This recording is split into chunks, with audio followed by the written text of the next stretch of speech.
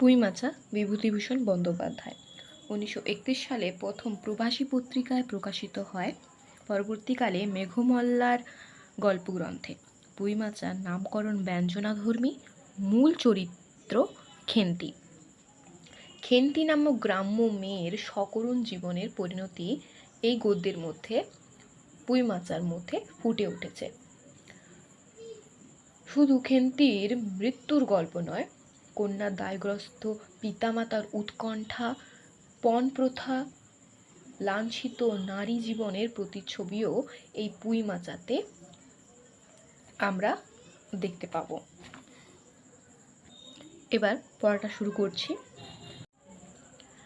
পুঁইমাচা বিভূতিভূষণ বন্দ্যোপাধ্যায়। সহায় হরিচাটুর্যে উঠানে পা দিয়াই স্ত্রীকে বলিলেন, একটা বড় বাটি কি ঘটি যা হয় কিছু দাও তো। তারও খুঁড়ো গাছ কেটেছে, একটু ভালো রস আনি।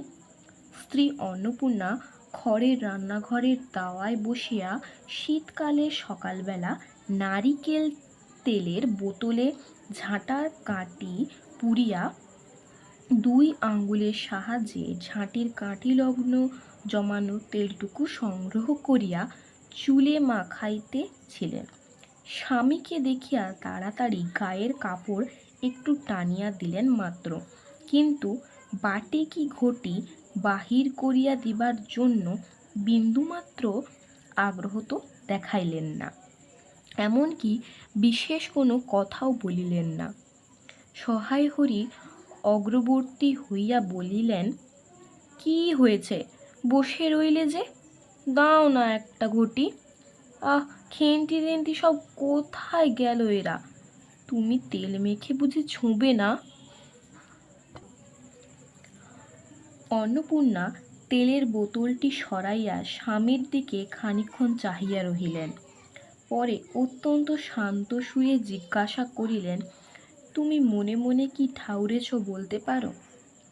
স্ত্রীর অতিরিক্ত রকমের শান্ত সুরে সহায় হরি মনের ভীতির সঞ্চার হইল।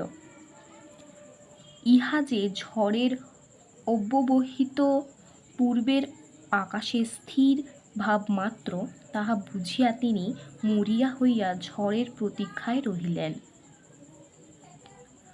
একটু আমতা আমতা করিয়া কহিলেন, কেন, কি আবার কি?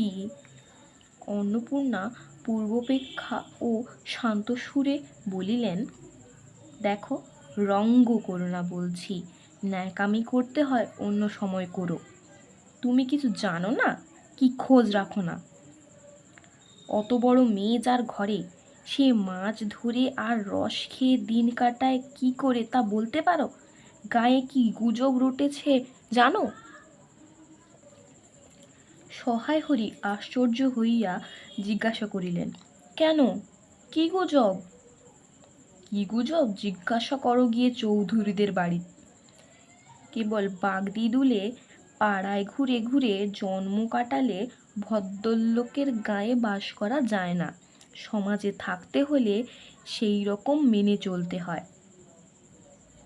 সহায় হরি বিস্মিত হইয়া কি বলিতে যাইতেছিলেন, অন্নপূর্ণা পূর্ববৎ সুরে পুনর্বার বলিয়া উঠিলেন, এক ঘরে করবে গো, তোমাকে এক ঘরে করবে। কাল চৌধুরীদের চণ্ডী মণ্ডপে এসব কথা হয়েছে। আমাদের হাতে ছোঁয়া জল আর কেউ খাবে না। আশীর্বাদ হয়ে মেয়ের বিয়ে হলো না। ও নাকি উচ্ছগু করা মেয়ে। গায়ের কোনো কাজে তোমাকে আর কেউ বলবে না। যাও, ভালোই হয়েছে তোমার। এখন গিয়ে দুলে বাড়ি বাগদি বাড়ি উঠে বসে দিন কাটাও। সহায় হরি তাচ্ছিল্যের ভাব প্রকাশ করিয়া বলিলেন, এই আমি বলি না জানি কি ব্যাপার। এক ঘরে সবাই এক ঘরে করেছেন, এবার বাকি আছেন কালীময় ঠাকুর ও।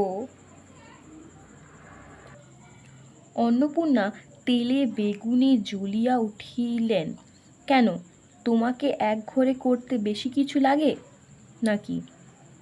তুমি কি সমাজের মাথা, না একজন মাতব্বর লোক? চাল নেই, চুলো নেই, এক কড়ায় মুরদ নেই, চৌধুরীরা তোমায় এক ঘরে করবে, তা আর এমন কঠিন কথা কি? আর সত্যিই তো, একদিকে ধাড়ি মেয়ে হয়ে উঠল। হঠাৎ স্বর নামাইয়া বলিলেন, হলো যে 15 বছরের, বাইরে কমিয়ে বলে বেড়ালে কি হবে? লোকের চোখ নেই? পুনরায় গলা উঠিয়া বলিলেন, না বিয়ে দেবার গা, না কিছু। আমি কি যাব পাত্র ঠিক করতে? সশরীরে যতক্ষণ স্ত্রীর সম্মুখে বর্তমান থাকিবেন, স্ত্রীর গলার সুর ততক্ষণ কমিবার কোনো সম্ভাবনা না বুঝিয়া সহায়হরি দাওয়া হইতে তাড়াতাড়ি একটি কাঁসার বাটি উঠাইয়া লইয়া খিড়কি দুয়ার লক্ষ্য করিয়া যাত্রা করিলেন। কিন্তু খিড়কি দুয়ারে একটু এদিকে কি দেখিয়া হঠাৎ থামিয়া গেলেন এবং আনন্দপূর্ণ স্বরে বলিয়া উঠিলেন, এসব কি রে খেন্তিমা, এসব কোথা থেকে আনলি? ও, এ যে 14-15 বছরের একটি মেয়ে আর দুটি ছোট ছোট মেয়ে পিছনে লইয়া বাড়ি ঢুকিলা। তাহার হাতে এক বোঝা পুঁইশাক, ডাঁটাগুলি মোটা ও হলদে হলদে, চেহারা দেখিয়া মনে হয় কাহারা পাকা পুঁই গাছ উপড়াইয়া ফেলিয়া উঠানের জঙ্গল তুলিয়া দিতেছিল। মেয়েটি তাহাদের উঠানের জঞ্জাল প্রাণপণে তুলিয়া আনিয়াছে। ছোট মেয়ে দুটির মধ্যে একজনের হাত খালি, অপরটির হাতে গোটা 2-3 পাকা পুঁই পাতা জড়ানো কোনো দ্রব্য।